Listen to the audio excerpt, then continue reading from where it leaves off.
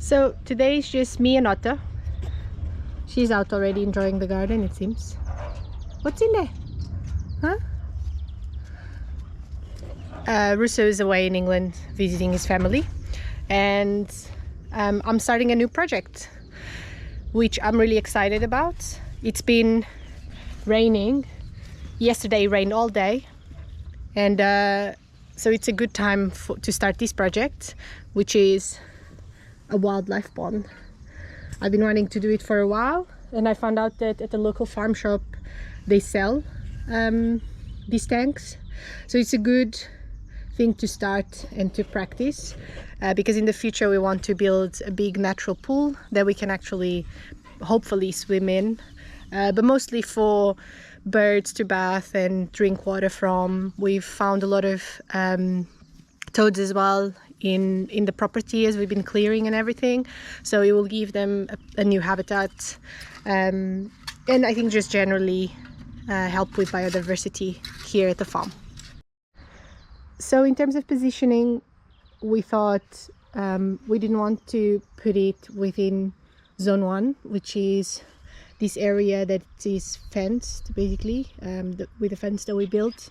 The caravan's there, the houses are there, and basically so that it wouldn't get disturbed by otter, most likely, trying to catch all the things that live in the water, but also I think just it will be nice for it to be in that area under the oaks, not necessarily under, because it needs to get full sun as well, so just north of it, you will still get a lot of sun over the days, but it will be cooled by the temperature of the forest, which will help, because here it gets very hot, as we've seen last year. So hopefully that will help with water not evaporating, but still get enough light for the plants. Otter's getting the zoomies because she doesn't like me talking to people, which she thinks I'm talking on the phone or something. You want all the attention to yourself, huh? Good girl. Calm, huh? Calm. Otter, zoomies. Calm down. Still pretty much a puppy. She's already 1 year, almost 1 year old. She just turned 10 months. I should know. She's pretty much a puppy. Look at that, she wants to play. Okay, so we have this path here. You can't really see much at the moment because it's grown quite a lot. And then we have this path here, which has the stairs, which leads to the inside of the forest. And I was thinking to put it somewhere here. I've already started clearing the grass, because it's been raining all day yesterday, so the soil is very loose, which is really nice. It's a good time to do. Also, I've collected a lot of the rainwater so that we can use it. So small pond will go here, and then hopefully the natural pool will go here in this area later on. So right next to the path, there's 3 stone pines that are built here. They are planted here, which will hopefully also grow and provide a little bit of a shady area as well for that natural pond. So yeah, so that's the plan, and now I start digging.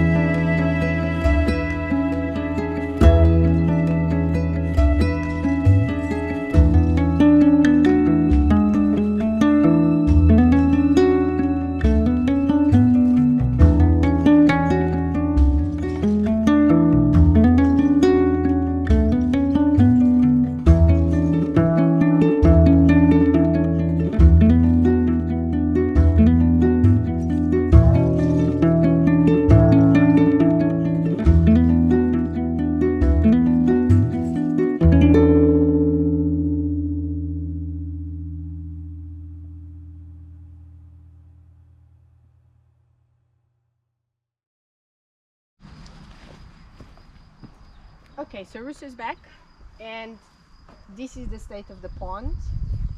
Maybe I can show you a bit closer up. So we've identified a couple of issues with it already from what I've done. Too much excitement, maybe not enough thinking, but also there's quite a bit of experimentation to it that needs to be done to learn what to do. But basically, issues that we've identified is that actually this is very sunny now, and you've seen on the other videos as well, because I started in the morning. It gets full sun until maybe midday, but now it's kind of summertime, so in the winter it would get even more shaded. So maybe for now it's okay, but we think it might be a little bit too shaded, because most of the videos that we've seen, it has to be in full sun so that the plants can thrive, can do photosynthesis. Photosynthesize. And then make the water clearer, basically, by taking in too much nutrients that might be in the water. Yeah.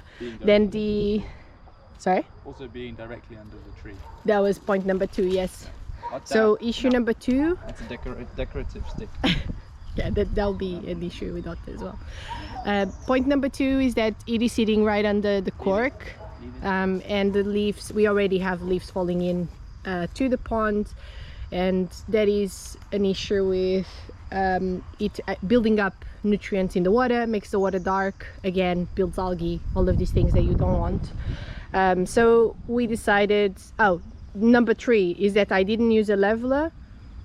And so you can see here the water is actually deeper than that it is there. You can see the pebbles on the end there already.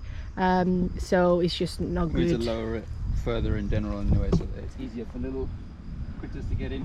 Yeah. It's a bit of a cliff. Exactly. So so yeah, this will be pond version number 2. 2.0.